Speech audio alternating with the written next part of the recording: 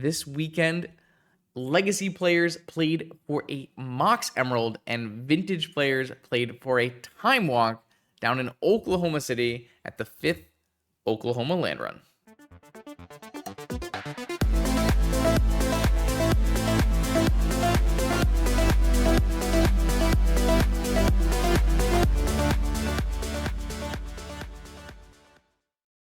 Okay, welcome back, Vintage Gamers. A tournament report. I have returned from Oklahoma City, where I got to play in the Oklahoma Land Run, presented by Red Dirt Gaming. I believe this is the 5th Land Run, and if there's going to be more, I suggest going, because I probably will be.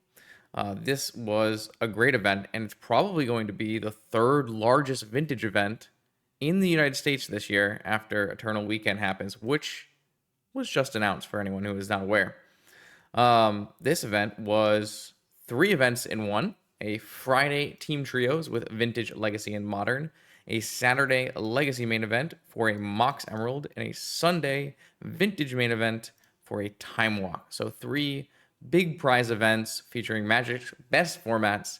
And I was very lucky to be able to get out there and play. So thanks to Ed and the guys at Red Dirt Gaming for helping me with that. I flew out with my teammate and friend Dan Nelson on Thursday night after work, and that was a mess because, as some of you may know, there was the whole CrowdStrike thing, and Delta had a really hard time recovering. And of course, I was on Delta flights going through Atlanta, Delta hub. Oh boy, we ended up delayed and then pushed back, and then actually went back to our original time, and then delayed again, and then we had to switch planes after boarding in Atlanta because there was some flight control issues or something crazy. I don't know. All I know is that we got to Oklahoma City at 2 a.m. to our hotel by 2 a.m. So it was a short couple hours of sleep before playing the Friday team trios. So I was the Vintage seat. I played with Dan Nelson, Eternal Weekend top 8er, and friend and teammate, who was the Legacy player. And then you have Rob Hayes, who played Modern, just a natural Magic crusher. I know he plays like the NRG circuit and a bunch of the big tournaments throughout the country, plays all kinds of different formats. So very lucky to have this team for the event. I registered Doomsday in Vintage. Dan registered Rescaminator Blue-Black in Legacy. And Rob registered Mono Black Necro Dominance in Modern. So this was the Team Trios Open. We had a really stacked team for this event, and it was a sweet one. So I don't know exactly how this is going to show up on Goldfish, because it is the not Goldfish, Melee, because it is the 3 players all in one like account, I guess. Let's see if I can go to this. All right, this seems like it shows mono black versus mono green, and that's it. Okay, so I'm gonna reference my my notes here. I did do a live tournament update as we went through the weekend, just to keep people in the know of what's going on. Let's see if I go to, that's the Legacy one, and then this is the Team Trios one. Okay, so Team Trios round 1.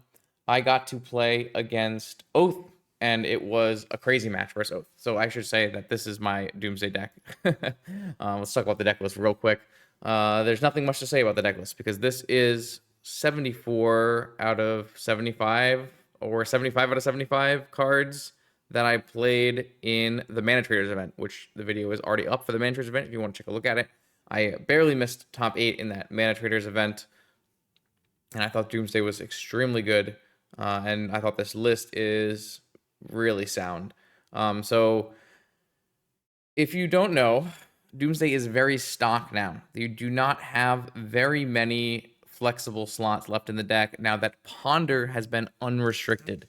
With Ponder unrestricted, you no longer play weird things like Peak, and your number of flexible slots is very limited. So I would say, if you consider Underground Cities to be a lock in the deck, along with the 2 Delve spells now, then your 2 flex slots are this Chain of Vapor, which is the new addition to the deck, and Daze. Most players opt for 3 Flusterstorms, and a not Necropotence, a Force of Negation. But I chose to use my 2 flex slots to play a Chain of Vapor and a Daze. Daze I like a lot more than Force of Negation because it's a proactive counterspell. It is a counterspell that helps us push through our combo, whereas Negation is never going to be used as a proactive counterspell because all of our combo pieces are at sorcery speed. Now, that's not to say you can never use a negation to like protect your ancestral or your dig through time. Just that if you want to resolve a Doomsday, negation is not going to help you do that, besides the fact that it will counter opponents' powerful things. So I like Daze a little bit more. There's also some significant upside in your opponent knowing you have a Daze after the first game, especially if you've won, they've seen your whole deck after Doomsdaying, they know you have one Daze. I had at least one round in this tournament where my opponent was talking to me after the match, and they said, "Oh, well, after you Doomsdayed on game 2, I didn't see a Daze, so I thought you had a Daze in your pile, and I did something to play around that." So there's like some upside in your opponent knowing that you have a Daze in your 75. That being said, Daze is a card I board out a lot. I don't typically keep Daze in the main unless my opponent's on Bazaar, where it's always an automatic counterspell. Or like very, very seldom do I keep Daze in on the draw, and sometimes I'll bring it back in on the play. But for the most part, against a lot of the decks in the format, you take out cards like Daze, you take out the Island if you're not getting Wastelanded, you take out slow tutors like Mystical and Vamp if you're playing against 1-for-1 counterspell decks. And you take out Necropotence when you're playing against an aggro deck. Those are the main things. So Daze, a flex slot, a card I like to help push through a combo, but not a card that I care a huge amount about. Whereas Negation, I don't feel like it fits what I would like to be doing with the deck, which is posing questions for my opponent. It's not like it's synergistic with the deck because the deck is operating on a combo control level where you are, waiting for the right time to go to do your combo. But I think all vintage decks should be looking to do these more powerful spells as fast as you really can.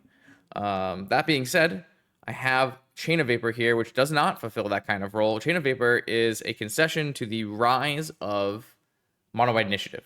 Mono White Initiative is not a bad matchup for Doomsday, but it is a matchup you have to respect and a matchup that can go the other way. One of the big things that I had a problem with in testing and even in the matches for the Mana Traders, not that we lost to Mono White Initiative, but we had a lot of close games because our deck doesn't really answer a turn 1 Archon or Hate Bear early in the game against Mono White Initiative, especially on the draw.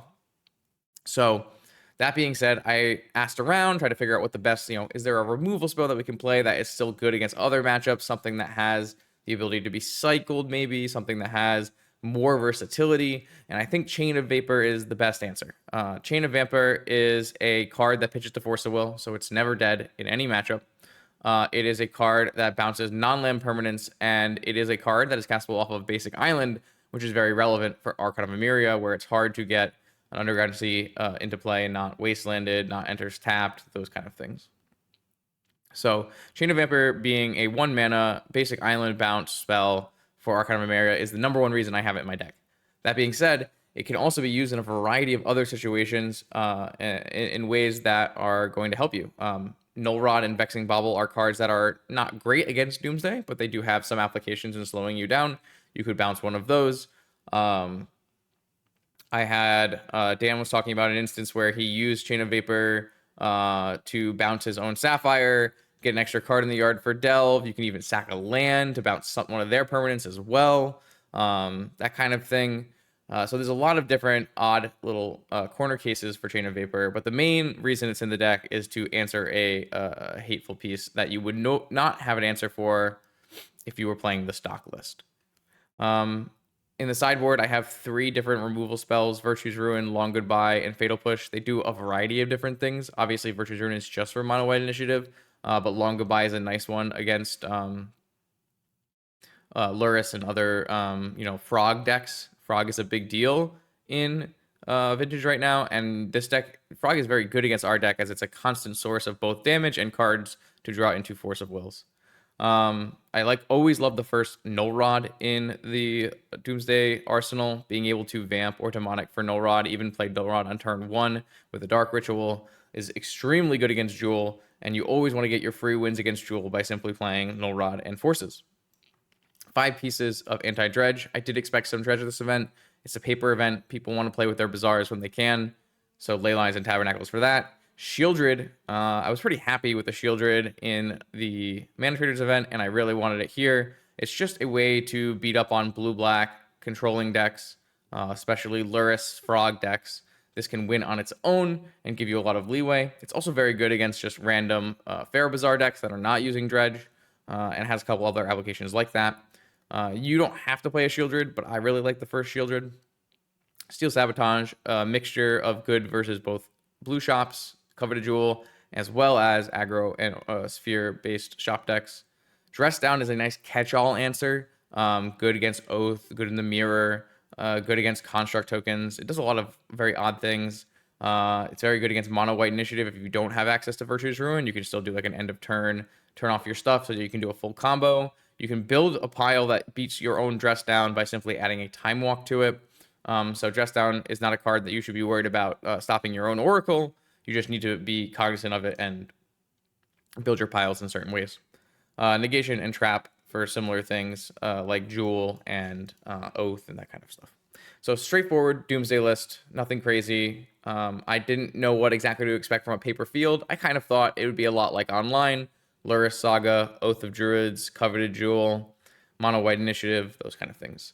And it did end up being something like that, though I did find the team event ended up being a little bit more Oath skewed than I would have imagined. And you'll see that reflected in the matchups we played over the course of the day.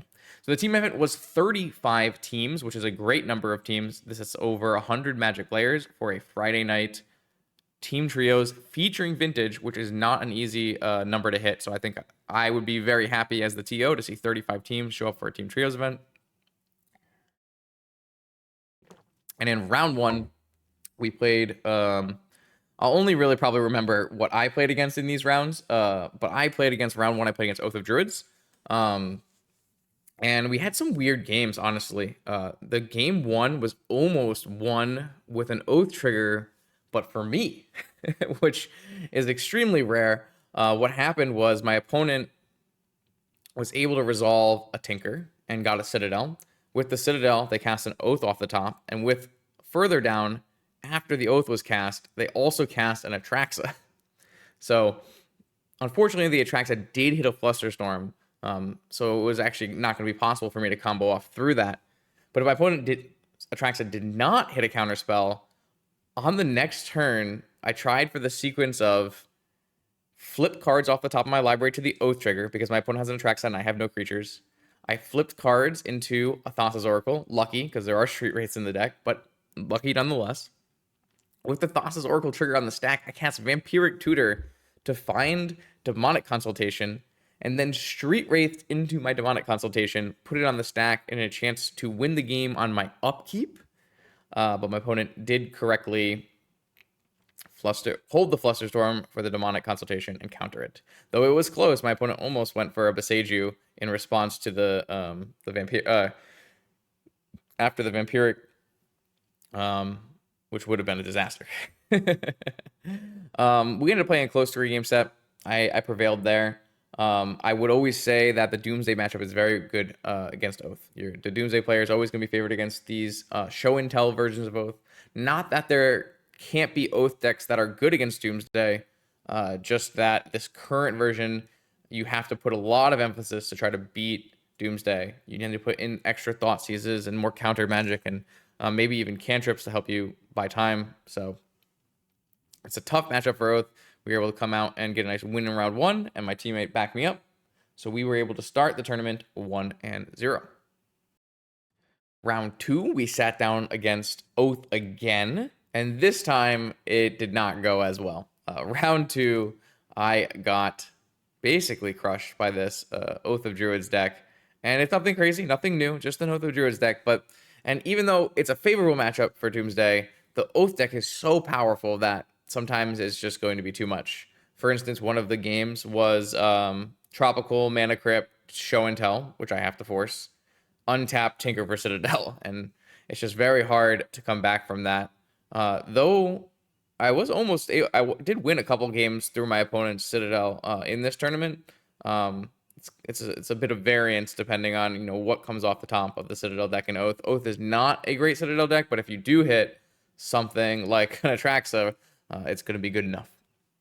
So I ended up losing to Oath here, and so did the team. Ended up not getting a win in this round. I think Dan maybe took a loss. So we ended up 1-1 after round 2. Round 3 comes along, and I actually get to face off against Shops. Not an easy matchup for Doomsday.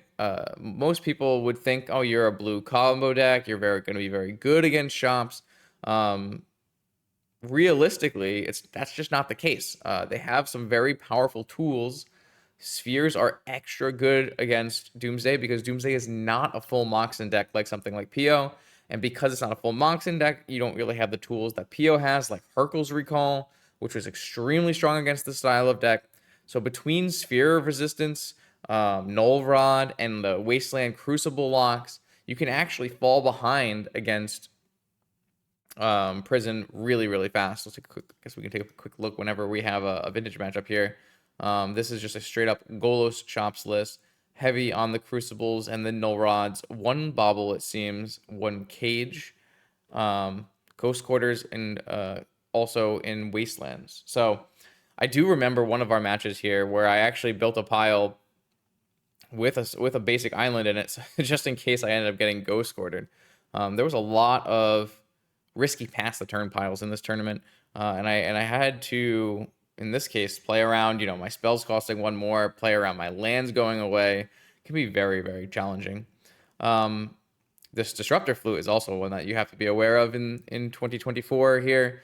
This card could make your Oracle cost 3 more, and it's going to be very hard to make your Oracle cost 3 more. Though, we did note that I didn't know there was a Disruptor Flute in my opponent's list. It was possible that I was supposed to build a pile where the last card was a Dark Ritual. That way, I could actually pay the extra 3 mana for a Thassa's Oracle if my opponent were to Disruptor Flute it, which I think is really interesting. So, when you think about Doomsday piles, a lot of the time there are answers to the questions your opponents pose, but it's not always going to be straightforward, and sometimes you have to lose to something before you really even see it. 3 Mindbreak Traps is a beating, but I think when you play against these Workshop decks that are not blue, and even the Workshop decks that are blue, Mindbreak Trap should be a card that's on your radar, and your piles can beat Mindbreak Trap. You can go Dark Ritual Doomsday past the turn pile into a pile that goes with a Time Walk so that you can play around the 3rd spell. You can even go like Ancestral Time Walk, untap something Oracle. These kind of things are cards you can play around even if they are disruptive to what you're trying to do. So we end up beating Shops and moving on to 2-1 in round 4. I actually got to play against Scam. This was really, really cool. Scam in Vintage is a deck that I would say I popularized, but actually a list that was originally from Dan. Dan was working on a Scam list before I streamed it, so I grabbed Dan's Scam list and then, of course, won that Vintage Challenge, which is now actually my most viewed video of all the videos we've ever put on the channel. That is the most viewed video, which is pretty cool. Both a fun deck and a powerful deck, and a deck that won the challenge on stream is definitely something people want to see. This is an unchanged list from the Scam list that I won with, or at least something very similar to the Scam list that I won with. We talked a little bit after the round about how I would maybe change the Scam list around. I would probably try to fit in some more Ponders, maybe trim on like Entombs a little bit. Just try to make the deck a little bit more streamlined and be able to have some consistency when you utilize all your resources. Unlike the Legacy version of this deck that is very broken, the Legacy deck plays 4 Brainstorm and 4 Ponder, and it's very easy to sculpt and rebuild your hand after you've utilized all your resources. So we talked about this a little bit after the match because I actually think this deck probably has a decent matchup against Doomsday. you are playing Wastelands and you are stripping apart the hand, and you do still have forces. But the games just didn't really line up like that. Some griefing happened, but in the end, I was able to just exhaust the resources, use my cantrips to pull ahead, and then cast some winning combinations. From what I do know, Michael did play the next day on Sunday, the vintage tournament on Sunday, with a couple more ponders in the deck, and he said it worked out a lot better. So, just something to think of mind. Keep in mind. Think in mind. Keep in mind if you are interested in playing the broken deck in Legacy, but in Vintage, I think totally viable. But it probably needs a little more work. Ponder is definitely a route worth taking. So we get that win, beat Scam, and we are on to round 5. The team is 3-1, and I think at this point, I don't believe our modern player Rob has lost any games. He's just crushing opponents with that mono black deck. The mono black Necrodominus deck, very cool deck if you've never seen it in modern. But he got to keep playing against Tron, and when you play Necrodominance versus Tron, it's just a wild experience. So we end up going to round 5 here, where I'm up against Ed. Ed, it helped get this whole thing, the land run, off the ground, from what I'm aware. And Ed was on the Thoughtseize deck, the Oath of Druids deck, exactly what you would think. Show and Tell, Oath, top, Traxa, same old things here.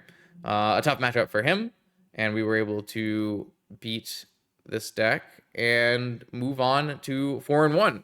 So this was a 6-round event. So at 4-1 after 5 rounds, we were able to easily and cleanly draw into top 8. In the top 8, is this the top 8? This is the top 8. We played another Oath match. So just Oath into Oath into Oath. Trying to get... Oh, you can find all three lists. That's very cool here. I did not know that. Oh, that's sweet. See, we have Doomsday. I'll show you the 2 lists for my teammates here as well. Played against not Oath. I lied to you. See how this works.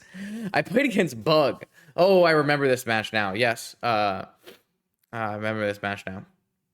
This is a tough match. It's actually really funny because from what I understood, I thought this was not an unfavorable matchup for me, and my opponent also thought it was an unfavorable matchup for him. The truth is, it's very close. Dan and I did a lot of testing on Bug versus Doomsday leading up to NYSE. So we have a lot of reps in this matchup, and there's just a lot of things that the Bug deck gets to do that are good against you. So obviously Oko, not great against Doomsday, but Psychic Frog, very strong, fast attacker, draws more counter spells. Collector Oof, not amazing against Doomsday, but is relevant. It's a 2/2 attacker, which is much better than being a no rod versus Doomsday. And turning off artifact mana means you don't have these. Almost all of your kills are past the turn. Now that's not exactly true. There's obviously some versions that are like, oh, Dark Ritual, Doomsday, Time Walk, untap, Ancestral, Oracle, that kind of thing. But a lot of the time, you're gonna have to do some amount of passing the turn if you cannot use your Black Lotus to play Oracle. Deathrite Shaman is a problem because it lets them continue advancing their board while they still are wastelanding you. And taking cards out of the yard with the exile target instant or sorcery ability is very relevant. Exiling a Ancestral or a Gush, these kind of things can make it very hard to build efficient piles. And cards like Leovold mean it's very hard to play a mid-game game plan of cantripping. You can build your Doomsday piles around Leovold fairly well, because Leovold is restricted to 1 card on each turn.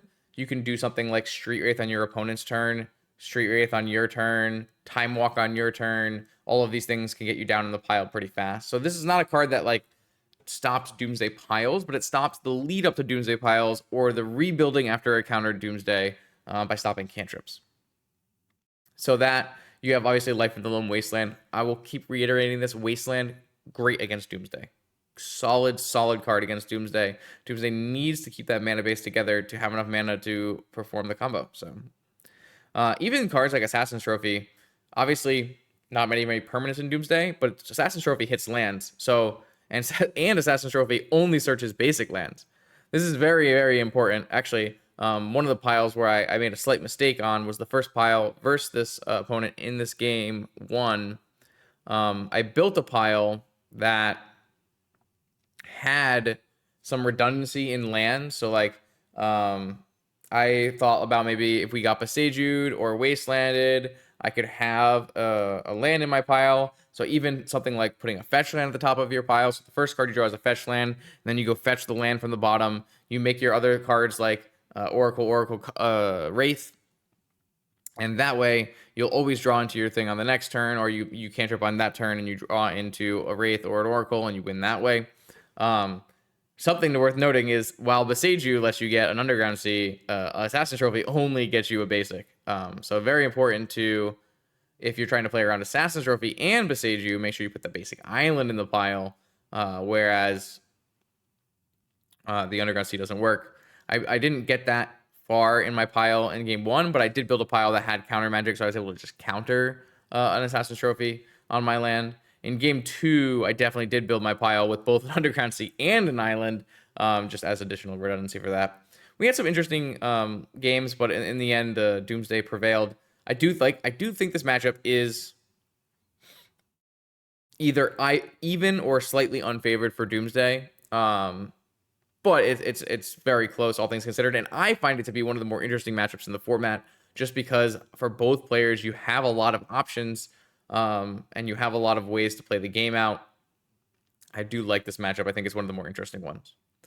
So I did not play against Bug there, so we had Oath there. So we had Oath in round 1, Oath in round 2, Oath in round 5, and then again in the semifinals. Oath in the semifinals. So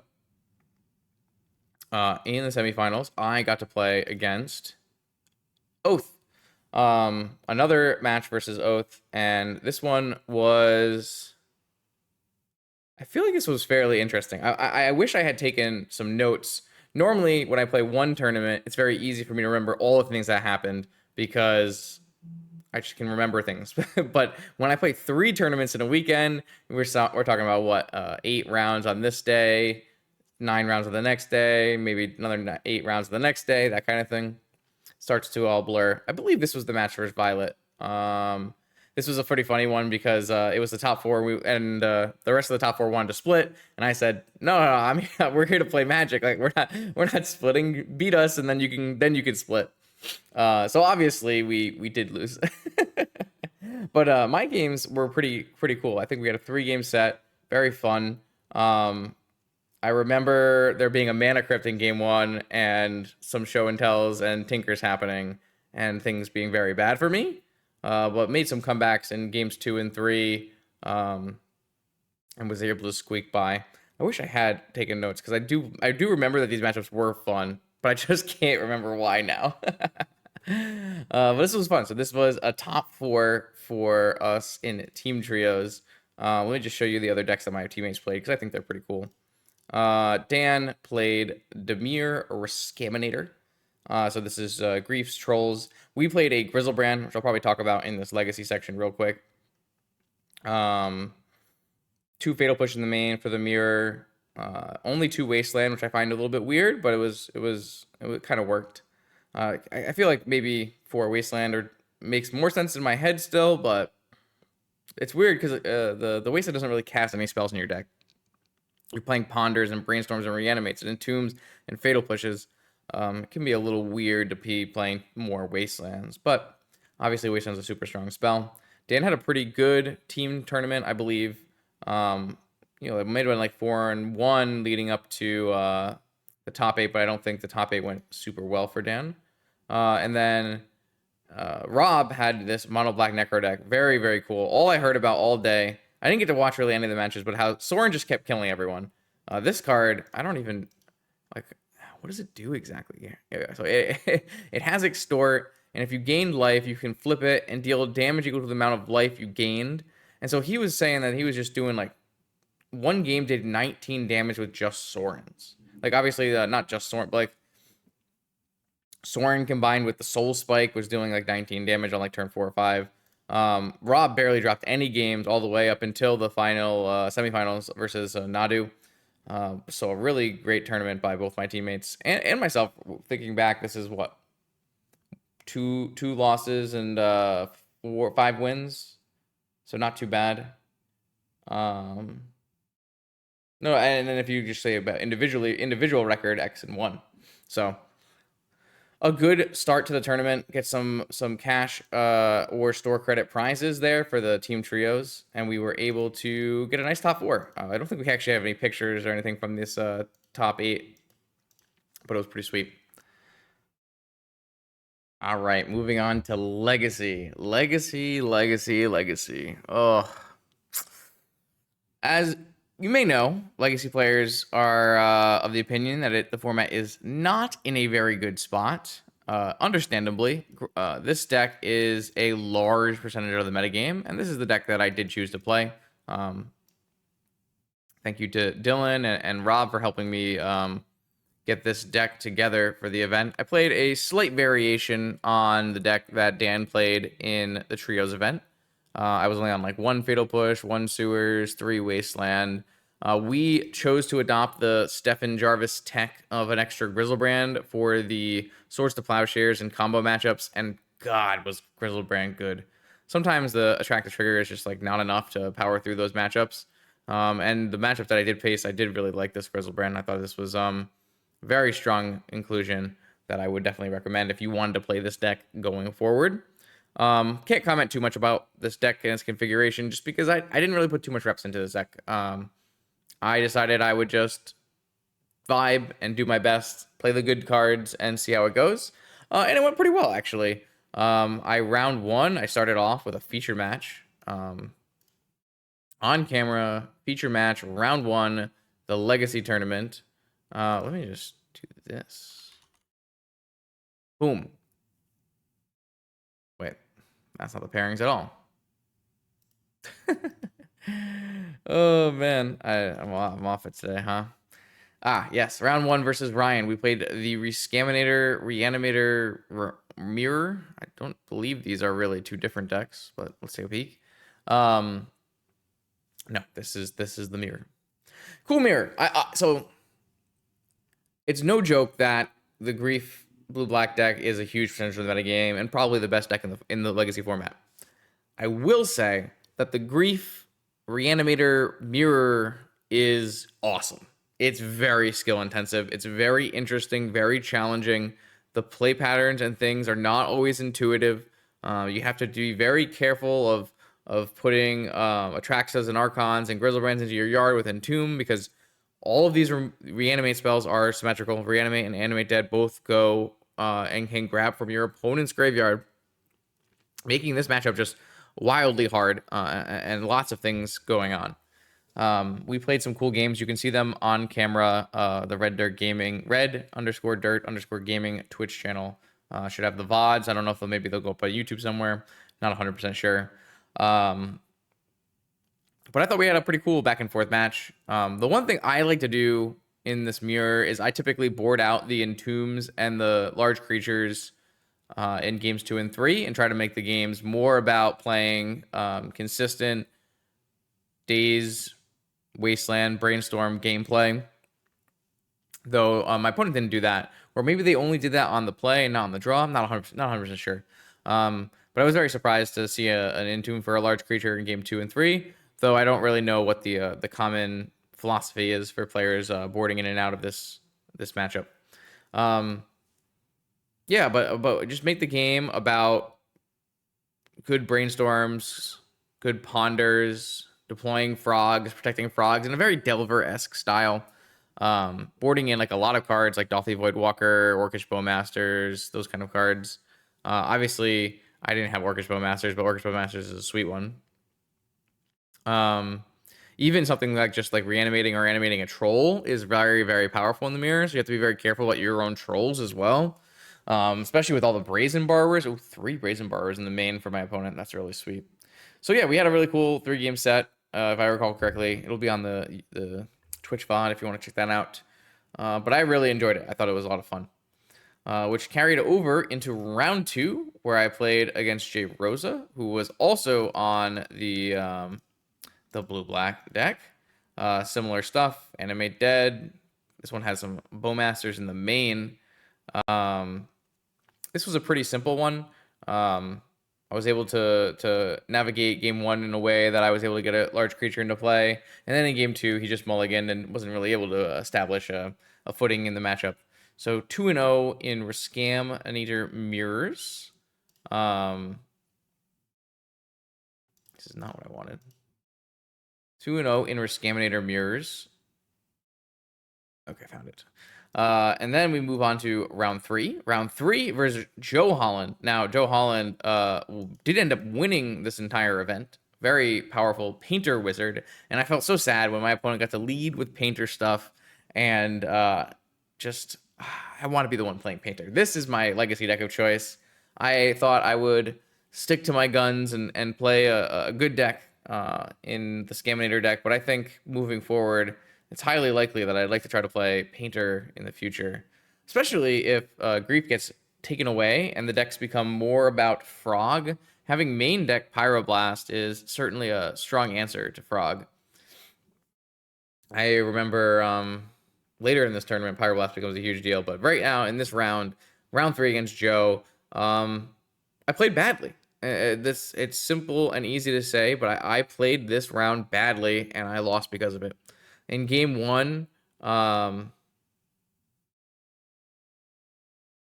feel like I won game 1. I'm trying to remember exactly what happened in game 1. Maybe I didn't. Maybe we might have won game 1. Might have put a large creature into play like a Grizzlebrand and drew a million cards. Game 2 comes around, and this is where things get hairy. I am able to grief my opponent and leave him with a hand that's just like Spirit Guide. No. Yeah, Spirit Guide, Saga, Phyrexian Devourer, basically nothing. Basically just some sagas. And my opponent already has a Grindstone in play. So untaps, plays Saga, plays the Painter he rips off the top. I'm like, well, that's a little unfortunate, but it is what it is. I go to my turn and I'm brainstorming and I'm trying to find an answer to this Painter. And I do find an answer. I find 2 answers. I find a Wasteland, which can turn off hit. So it must not have been a Spirit Guide. I find the Wasteland, which it can turn off the Saga, hit the Saga with it, and that will keep him off of 3 mana to activate Grindstone. But I also found a Fatal Push, which is the tried and true answer to Painter. But if I were to just Fatal Push the Painter, then he's going to get off at least 1 Construct token, which, in the long term could be an issue. But I make a wrong decision, and I choose to Wasteland the Urza Saga, and he punishes me by untapping and playing a Lotus Petal off the top and Grindstone comboing me. It's just a mistake on my part. There's lots of ways to get the extra 1 mana, 2 Lotus Petal, 1 Opal, 2 Spirit Guides, and of course 4 Ancient Tombs.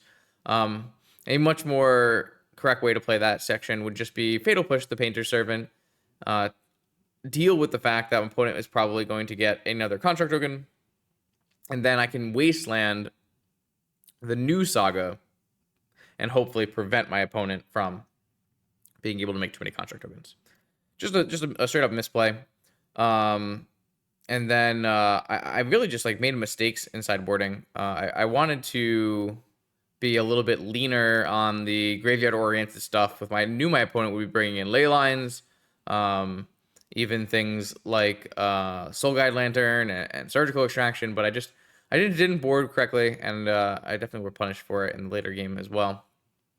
So took my first loss of the tournament to Joe. Now I'm 2-1. Round 4, and I am up against Florida Legacy Club, who we actually play against a lot on stream. Usually he is on Oath of Druids in Vintage. But in Legacy, Jason was on Up the Beanstalk Control, and from what I understand, this is a miserable place to be as the blue-black Reanimator player. And it sure felt like a miserable place to be in my match as well. I did get the game 1 with the Griselbrand that was specifically there for this kind of matchup. So props to Griselbrand for carrying me through game 1. But games 2 and 3, things just did not really go my way at any point. He just established an early up the beanstalk in one game, a very high value terminus in another. I will say that in game 3, I made a cool, classic legacy play where I wastelanded a fetch land with an up the beanstalk on the stack so that I could daze after the fetch went off to daze the up the beanstalk, which was a nice play. But in the end, just the power of Terminus and Mystic Sanctuary Terminus, Leyline Binding, it was all just a lot. And it seemed like it for swords, all this stuff just lined up very, very well against the threats that I was putting together. And I wasn't really able to come back from that. So I took an extra loss here. This is a loss where it feels like I probably need to play some more rounds of this kind of match to determine, like, I need to really pinpoint where the holes are in the opponent's deck. What turns are the right turns to do things? How much can you really put on the board into a terminus? That kind of thing. I know this matchup is not very good, but I feel like this matchup could have been better if I just like understood a little better the roles in that matchup. So now I'm 2-2, dead for top 8, but here to play Magic. What else am I gonna do, right? So round 5 comes, and it is Ad Nauseam Tendrils, Storm combo, which is really cool. I like the fact that people play this deck. I think it's a cool deck. I was very surprised to lose game 1 of this deck against this deck after I went Grief, Reanimate Grief, scam my opponent, take Beseech and a Ponder, leaving him with just like a Ponder and some mana. But I actually only had a Swamp, didn't have a blue source. I felt like the Grief play was pretty strong, and then if I ever, like hit a land or anything, I'd get back into the game. Maybe the hand's a mulligan, I don't know. But I thought, like, you have a scam on turn 1, you should probably scam on turn 1 and see how it goes. And the Grief almost made it all the way there, but because my Swamp was not an island, I could not use my Daze in my hand to extract the extra one mana I needed when my opponent went for an Ad Nauseam at 11 life and was able to put together a Tendrils kill. Games 2 and 3 went a lot better. I had a nice mixture of cards, hand interaction, and counter spells, and putting clocks down. My opponent, I think, maybe Brainstorm got locked Brainstorm wise once or twice, and we were able to come through there. So 3-2, moving on to round 6 out of 8. And round 6, I play against Lee. Lee is a very powerful wizard. Some people might know Hank the Obese on MTGO, though I think Lee is done with MTGO for now. But very, very powerful paper wizard. Plays a very technical game. Reminds me like a lot of the younger crowd with like Juju and those guys. So Lee was on Grixis Delver. This is just Blue-Red Delver. Blue-Red Delver. And we had some really awesome matches, actually, games. I think all of our games were super interesting. Or maybe the first 2 games were like I had a free win and he had a free win, and then we played an interesting game 3. But in game 3, I mulled to like 5 on the play, and it was a back and forth battle. I played all 4 of my Psychic Frogs, and 3 of them got Pyroblasted, which was crazy. And the game came down to the wire with like both players had a pretty low life total. But this deck grinds a lot better than my deck. This deck is built as, the very classic Delver style deck. And Murktide Regent is a hell of a dragon. That thing is an 8/8. It's outsizing all my creatures. I really need to have my own Brazen Borrowers to bounce it. And things didn't really work out in that way. And though I, made a comeback in that game 3 with the mulligan down to 5, it was just not enough to get over the finish line. Pretty cool though. I thought this deck is really interesting. I like this whole predict Dragon Rage Channeler stuff that's happening, and I definitely could see this deck being really strong, especially once Grief maybe goes away, because Pyroblasting a Psychic Frog is a hell of an exchange. Feels very good to be on the side of the Pyroblaster. Something maybe worth considering in Vintage right now is there are not very many red decks, obviously, but if you do play red, you get Pyroblast and Underworld Breach, and if everyone is playing Frogs, then that's certainly a way to extract an advantage. So at 3-3, I decided I had played enough Legacy on the day. Did not want to engage in the in the matches anymore, so I unsleeved my cards and sent them back to the people I borrowed them from, and I ended up just hanging out and watching all the way to the quarterfinals, where in the quarterfinals, Dan had made the quarterfinals. So Dan was on the same deck as me. In the quarterfinals, he played against Sneak and Show. I thought Kevin on Sneak and Show, this was a really fun match to watch. Really cool things were happening. This deck had some like main deck Veil of Summers in it. It was very, very interesting. Dan ends up winning that one in 3, and then Dan plays against Joe in the semifinals. Joe Holland, the painter player who vanquished me earlier in the tournament, and actually also beat Dan in the Swiss as well. And that was a crazy back and forth. Oh, it was so close. Dan had it like basically locked up, but there was a rough sequence where Dan griefed the one card in Joe's hand, and it was a Chaos Defiler, and then the Agatha's Soul Cauldron giving the Painter Servant the Goblin Welder ability, so bring back the Chaos Defiler, looping on all of Dan's permanents, non-land permanents. A brutal way to go. But I have to say I was very impressed by Joe's play with Painter, and also the other Painter player in the top 8. I can't remember their name, but I think Logan might have been it. I was watching Logan's match in the top 8 too, and I thought it was pretty impressive. So, really cool Legacy event. Dan went home with an Underground C, so pretty good event for the team there. I, of course, had a pretty good time at 3-3, and all things considered, not really practicing Legacy, I thought it was a good enough showing, and I had fun. So that's all I could really ask for from an event you don't actually practice for. But Dan had put a bunch of time into Legacy to play Legacy for both this event and the Team Trios event. So I was very happy that he got to have that paying off. So moving on to the main event. Vintage main event was sweet. It was 82 players, which is huge. We don't get very many 82 player Vintage events in the US anymore. For what it was like, an NYC was like 120 players, and Eternal Weekend will be 300 or something.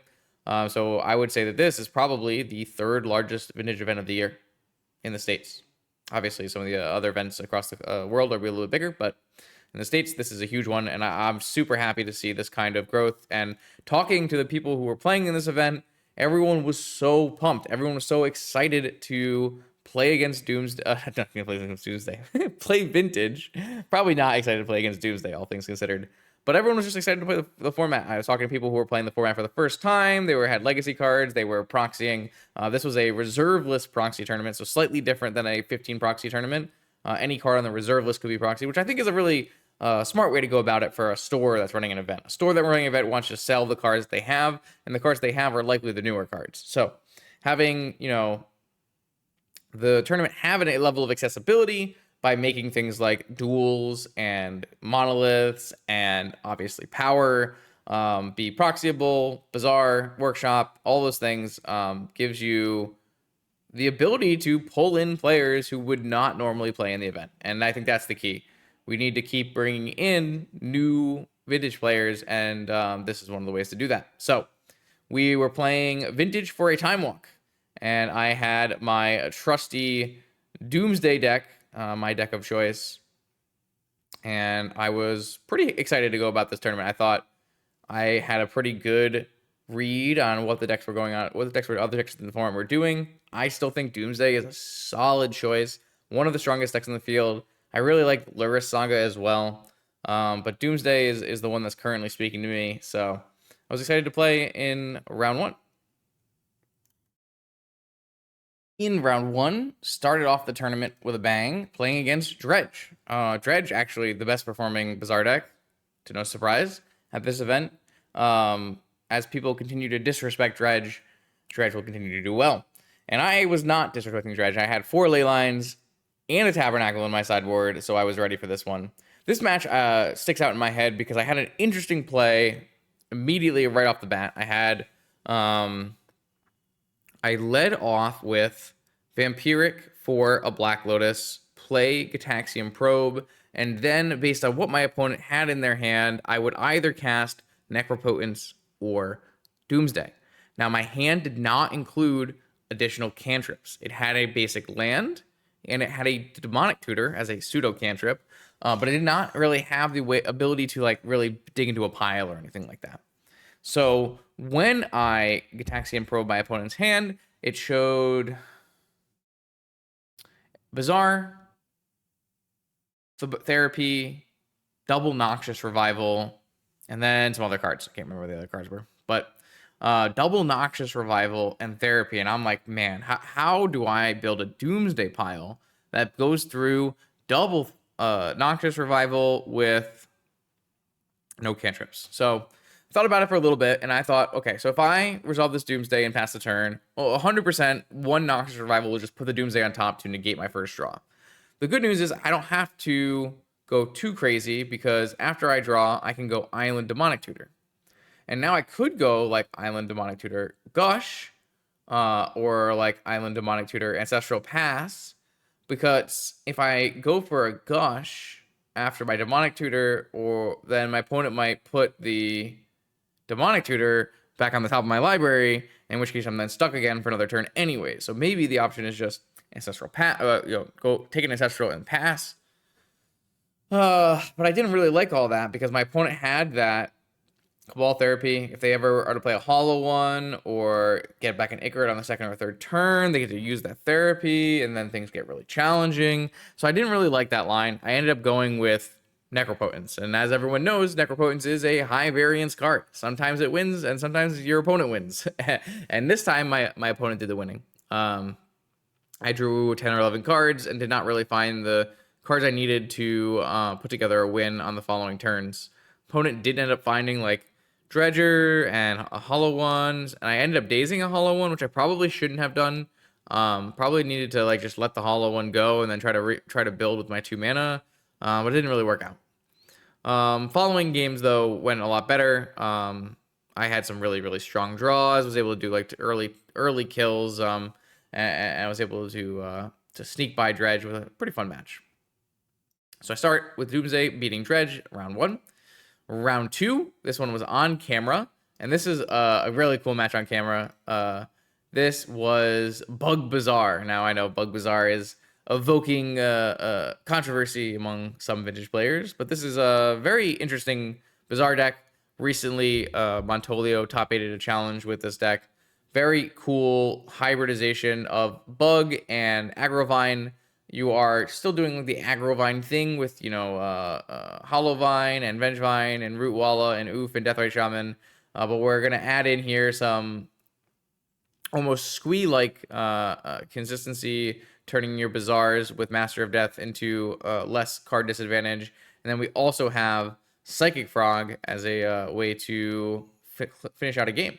By playing cards like Master of Death and Psychic Frog in your deck, you can get a blue count high enough to play Force and some blue power, giving you some extra leeway in that sense. And then obviously Life from the Loam plays really well with Psychic Frog, returning all your lands that you put in your yard and then pitching them again and then looping them back with Loam every turn to make a really large frog. These matches were tough. You'll see them on stream if you ever go check out the stream. I won game 1. I was able to deploy Necropotence and kind of play like a slow game. Saw that the hand was not a Bazaar hand, was not super fast, so just was able to just build until I hit a very clean and easy console kill. Games 2 and 3 did not go that way. Games 2 and 3, I did have a Leyline in both games. Not that a Leyline is like the best card against my opponent's deck, but it is going to turn off the Master of Death loop.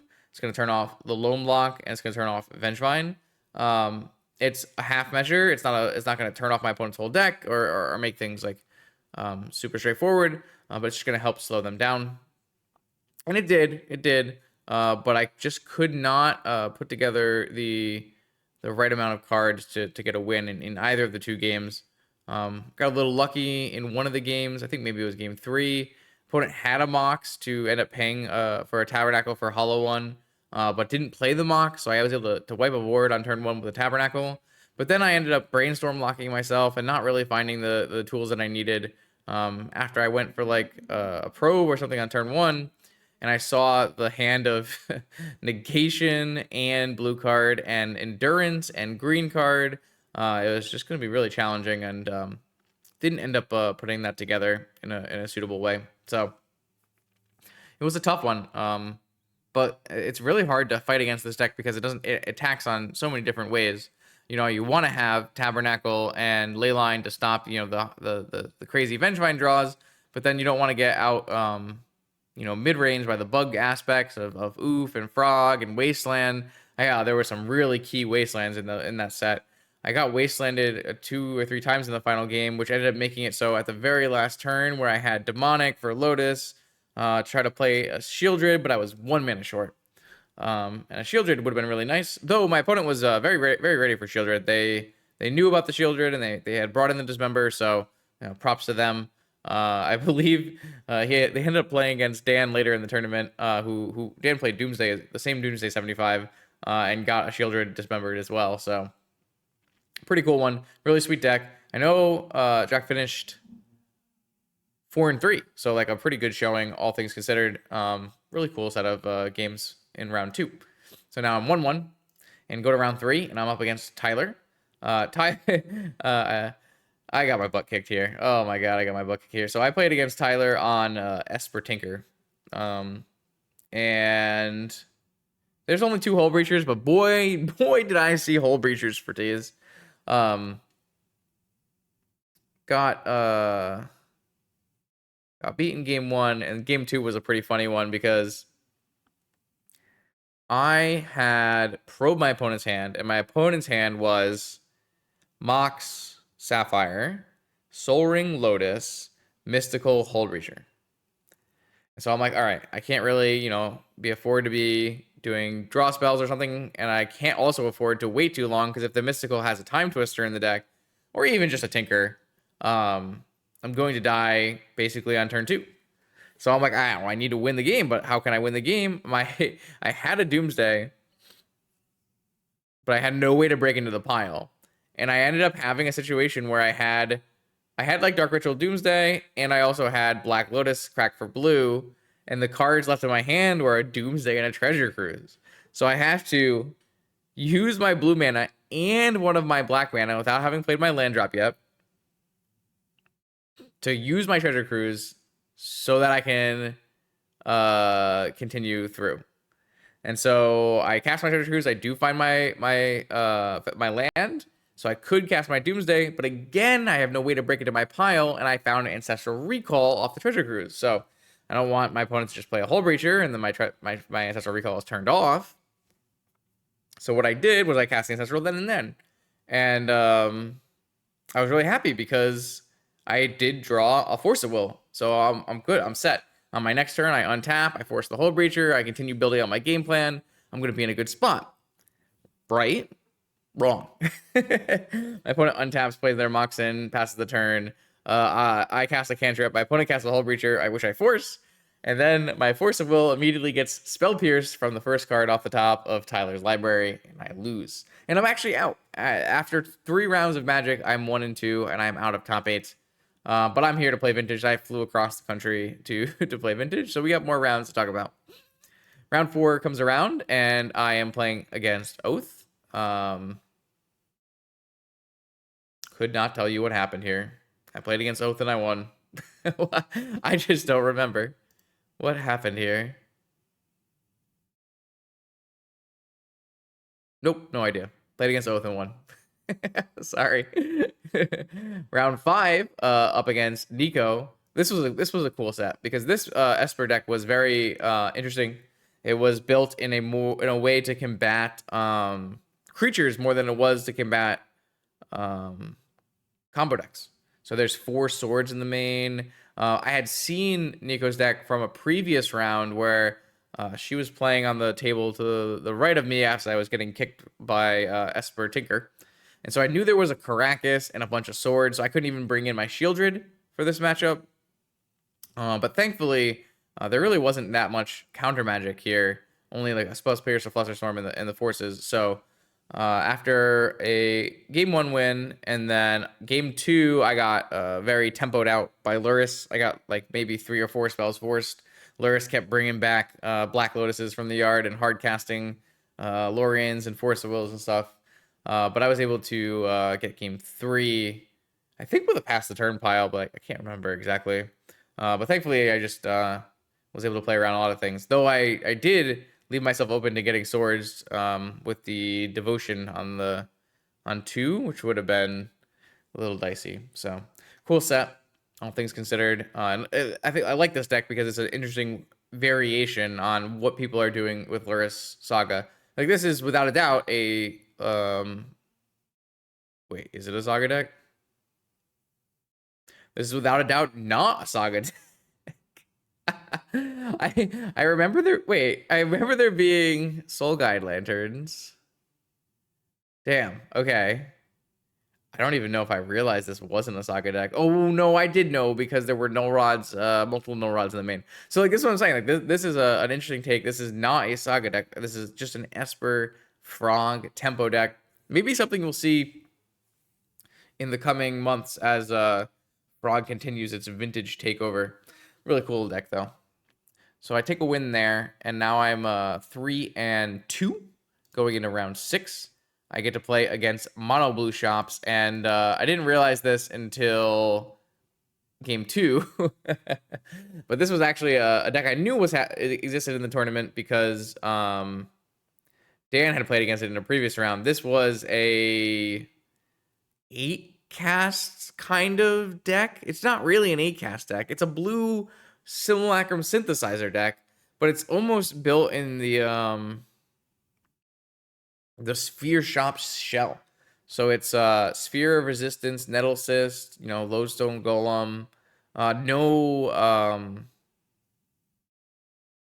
no artifact lands, just islands. Very cool deck. But I didn't really realize that until later in the game because I remember Dan telling me he got Thought Not Seared by this deck, which was really a fun little occurrence. But I did realize in the middle way through game 2, this game 3 haunts me because I think it was one of the mistakes I made during the tournament in terms of piles. Mindbreak Trap. There were 2 Mindbreak Traps for my opponent.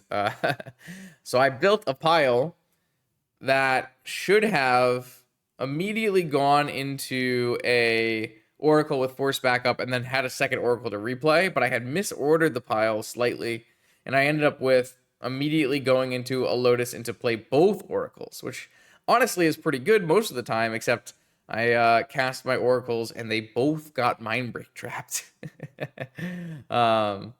Some mistakes were made for sure. But yeah, cool matchup all things considered. I really like that there's this take on the deck, Metamorph and Thought Monitor, and Thought Monitor is a sweet magic card. It just feels really good when you start casting Thought Monitor and casting copies of Thought Monitor, and my opponent really beat me down with that one, so a sweet one all things considered. Took another L there, 3-3. And then I got to play a nice fun round 7 versus Rob. At 3-3, not much on the line here, just up for pride. Actually a funny interaction where Rob has always been playing a bunch of Oath decks and sometimes Oath decks with Urza Saga. So when he led off with Underground Sea, I didn't really think much of it. That's Oath sometimes does that sometimes, and I counter like an Ancestral, or maybe I don't really remember. But follows it up with an Urza Saga, and I'm like, I'm a little confused. Like, what's going on? I did Underground Sea and Urza Saga; those both exist in Rob's Oath deck. It's fine. And then we go to the end of my turn where he flashes in an Orcish Bowmaster. I'm like, what the heck? How you can't play an Orcish Bowmaster in Oath? That's when we realized Rob had forgotten to reveal the Luris. But it didn't end up mattering too much in that game, and we laughed about it a little bit after that. And then we played some more back and forth, cool matches. I do think this matchup is really interesting. Doomsday versus Blue Black Luris. It's very back and forth, and it's very intricate. In game 3, it was crazy because I tried to bait a counter spell with my Doomsday against my Rob 7-card hand, but he didn't fall for it, so the Doomsday just resolved, and I'm like, well, how do I beat a all permission hand? He ended up going for like a snap ancestral kill. It didn't end up working. It should have worked if he had fatal push, which was stuck in the deck. My oracle, but he had missed that. But we did still play it out after just to see what would happen. Like, because there was a fatal push on an oracle, and then I could still draw the oracle, but I had like slightly misdone my pile to the point where my pile was something crazy in this game. It was like Time Walk, Oracle. It was like Time Walk, Street Wraith, Oracle. No, it was Time Walk, Oracle, Fluster, Oracle. Because I had all of these like other things counter permission in my hand. I didn't need a bunch of fast mana because I had all these lands. Oh, it was so cool. Really interesting games. Like I said, I think this matchup is really hard. There's a reason I'm bringing in the Shield right here. I just need extra help to try to like find a way through this sometimes. I did think the Snapcaster looked really good from my opponent's side. I don't know if anyone's really playing Snapcaster right now. Oh, I didn't realize that this is a 2 Moxen but Vault Key version. Interesting. There are so many ways to build Blue Black Lurrus right now. It's a wild experience. You don't know exactly what you're gonna see. But yeah, 4-3. So I ended my land run at 4-3. Not a strong showing by any means, but a very exciting and happy weekend. I thought that this tournament was a success, a huge success. I don't know how. I think they feel the same way. They grew their tournament, 120 something players for Legacy, 80 players for Vintage, 35 teams. That's a good turnout. I thought the tournament was run really well. I was happy with the location, the judges, the tournament, the prizes. I would go again, is what I would say. And I'd be happy to go again, and we'll try to look to go again next year, and hope everyone else will join me as well. Really like the scenes that people are building out in the Midwest, in Texas and Oklahoma. Vintage is coming back, is what I would say. Vintage is a format people want to play, and a format people are willing to play, especially when you give them the chance and you remove some barriers to entry. I want to continue to see tournaments like this popping up around the states. I think it's totally possible that we can get this bigger style tournament going in the Northeast, outside of NYSE. I think that in the West Coast, there's opportunities there. I just want to keep encouraging people to build out their local paper scenes. And if that means you proxy up 8 decks and you go to FNM and you ask some people to play, then that's a way to start. If you end up with local paper vintage events and you want them on the banner, somewhere down here, I'll put them there. I'm not going to charge you anything to do that. Obviously, for the bigger tournaments, we can work something out, get some advertising in. I want these vintage events to succeed, and I will help you do that, no matter what. I know there's good sized paper vintage events happening in New York City, in London, and I think we can keep it going, around the country and around the world. So, I will always retweet your tweets if you have local paper vintage events, and like I said, if you give me a graphic, I'll get it on the screen. That's all for this little bit of a recap. Sorry I didn't have it all in my head like I did really well for the NYSE event. I think going forward, I'm going to try to maybe take some notes when I play events so I can make sure this recap is a little bit more sustenance-filled. I didn't have a lot of really cool... Oh, I could talk about the things we did outside of the tournament, which I usually like to do. So let's talk about that. Let's see. Obviously, flying in was a nightmare with the whole delays and stuff and getting in at 2. But Friday night, we got out pretty reasonably timed on Friday night after team trios. And Dan and I took a Uber into the city. And now into the city sounds weird because the Oklahoma City is nothing like anything I've ever seen in terms of a city. It's built flat and wide instead of like crammed and tall, like a normal city, I guess I would say. But it makes sense when you have all the space and you're like, maybe a fairly young city in comparison to something like on the East Coast. It makes a lot of sense. So we ended up going to a section of the city that was very walking friendly, and there's a lot going on. We went to this famous Laotian restaurant. Let me see if I can find it. I might as well, right? Yeah, Oklahoma City. Yes, we went to this one, Ma Dear Lao Kitchen, in Oklahoma City. I found this to be really, really cool spot. Lots of interesting shareable plates. All you know, eat them with your hands. I thought our server here was great. This was this crispy rice salad. You kind of take the crispy rice and you kind of wrap it up in a lettuce. Oh man, it was a really cool little spot. Definitely recommend it if you're over there and you're looking for some food, and cool drinks as well. And then we walked over to a arcade bar. It was an arcade bar right next to this place. It was just a few.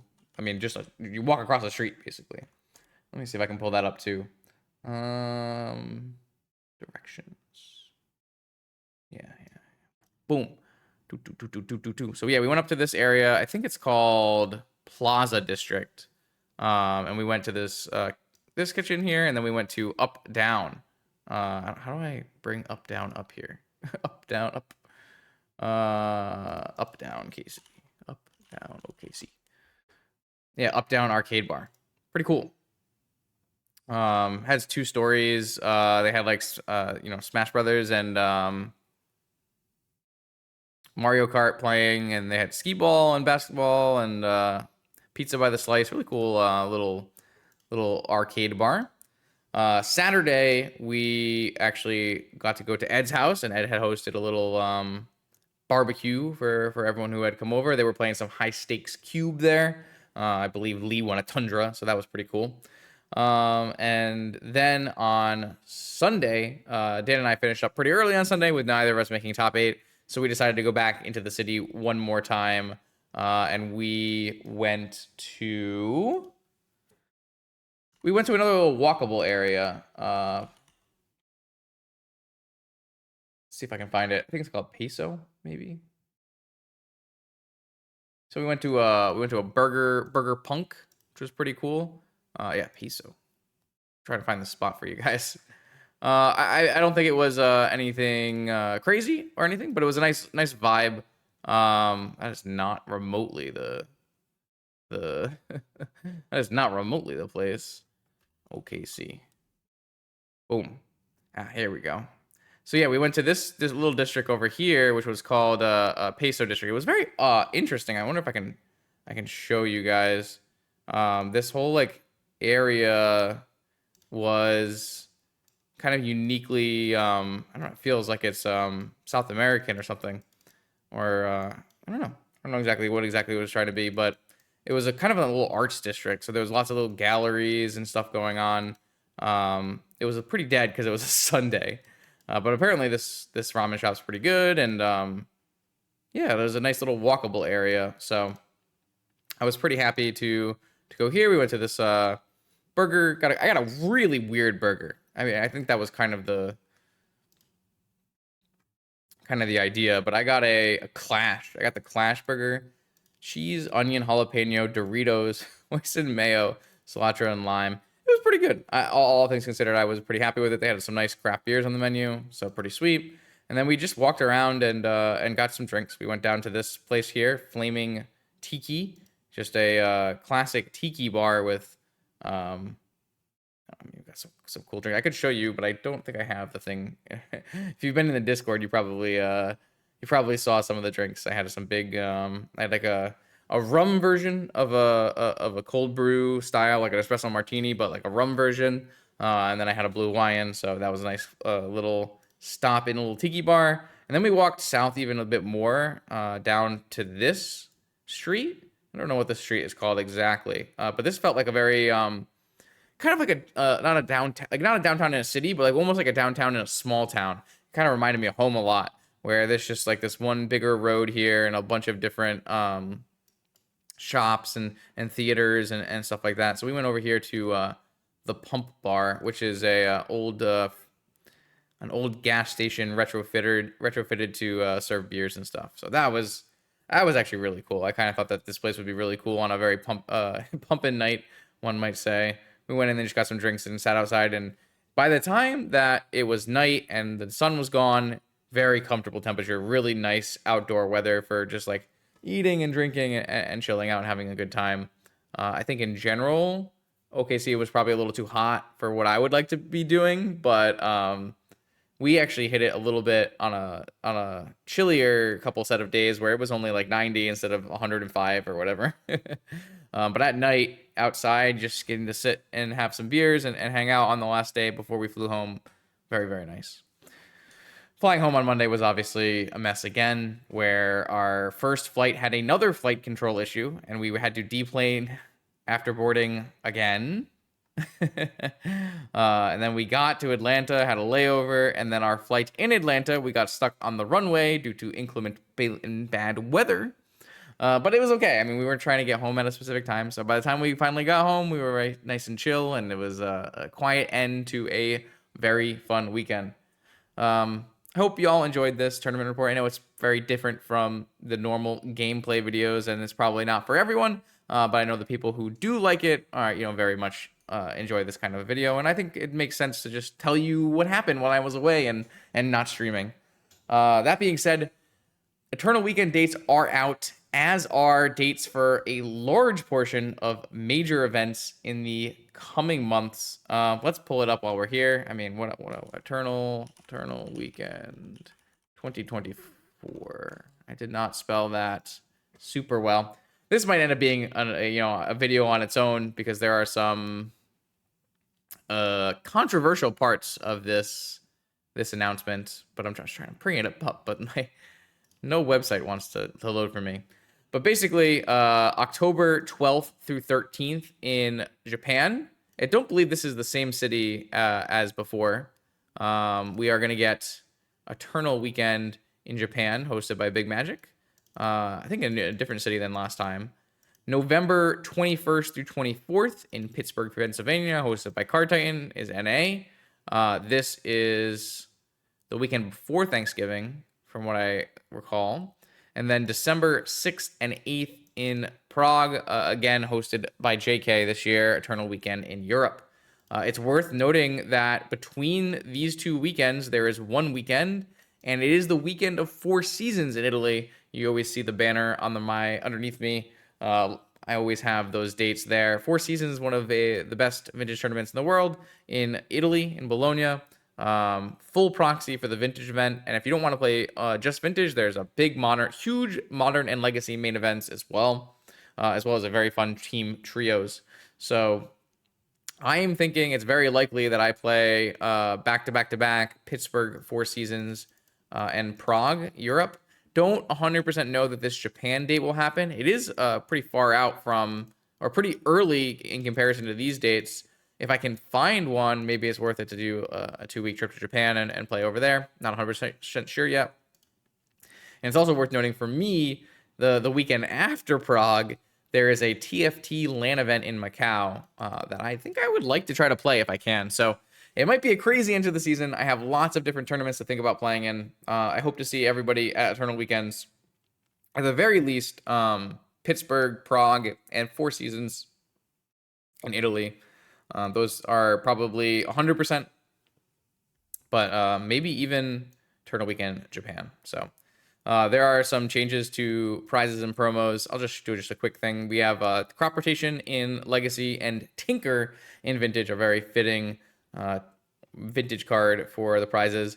They are changing it, so the top 32 players at Champs will receive a non-foil, and the top 8 players will receive a foil. I like this change. I think getting more cards out for prizes is a good thing, and more people getting to have these prize cards is good. Obviously, maybe it makes the top 8 a little less desirable, but I don't think that's a huge deal. I think these cards are always a pretty big win, and paying down a little flatter in terms of these cards is great. It is worth noting, of course, that they are not continuing the paintings for this event, which is a huge letdown. I might make a whole separate video on that one because it's a big part of Eternal Weekend. And the fact that those aren't going to be there this year, I really hope that this kind of thing can be remedied. If not for this year, then at least for next year, because the paintings are one of the things that make Eternal Weekend very special and historic, and have such a lengthy and prestigious series. So more on that probably later. For now, we'll return to our normal Monday, Wednesday, and Friday vintage gameplay content. I'll see you then.